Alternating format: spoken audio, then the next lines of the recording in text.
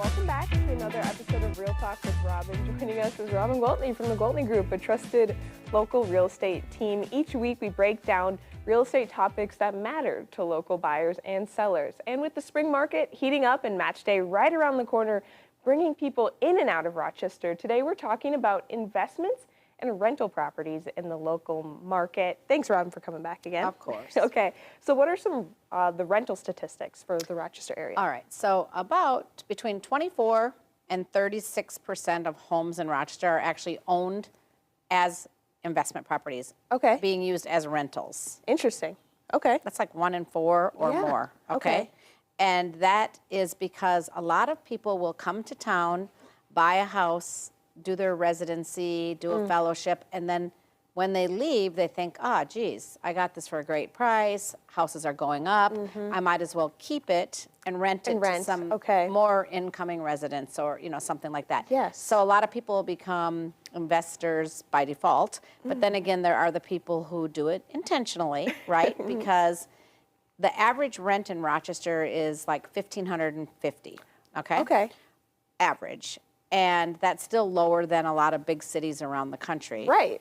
But for the state of Minnesota, we're right up there. But we're also per capita income and stuff right up there. So And it makes sense. in Rochester, we have a lot of doctors here, so our median salary is probably over the average, So right? So people are making more, so they're paying more rent. A lot of, it's a lot of white collar jobs in Rochester, right? So rents are pricey, but also they do fit the needs of some buyers because a lot of people, if they're coming for just medical school or just a residency or just a fellowship, and they know for a fact they're not staying on, they know that they're heading back to wherever they came from. Sometimes they just say, I don't want to bother with buying, so just let me rent, Yes. That's all I want to do. And is there there's a good process between that doctor, like the doctor investor and the new resident? Do you see them finding each other easily? Oh, well, yeah, of course, because at Mayo they have a whole intranet of properties for rent, that kind of thing. So they'll get that first before they even get anything else. So if they're coming, so yeah, it does work.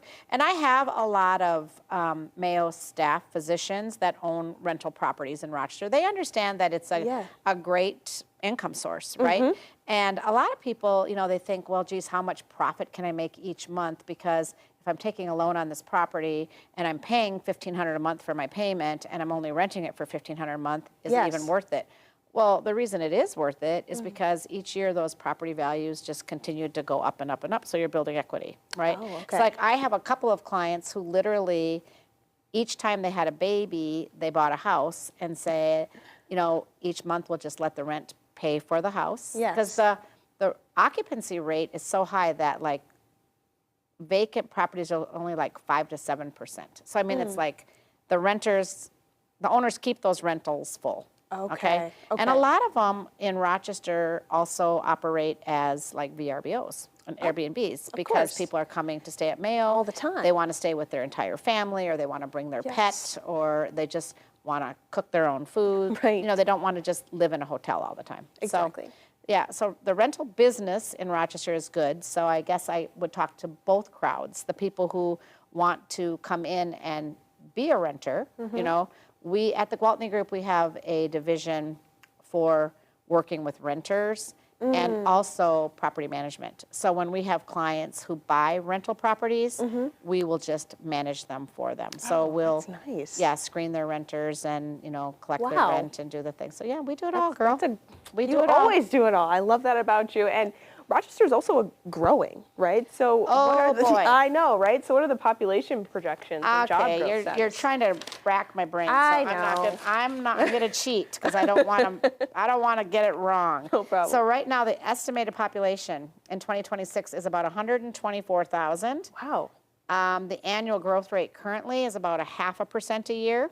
Okay. But in the next decade, it's going to be plus 10%. Wow. It's like 10.3, 10.5% growth rate. So that means that by 2035, our population is going to be 187,000. Wow. So we're going to grow a lot. Wow. Yeah.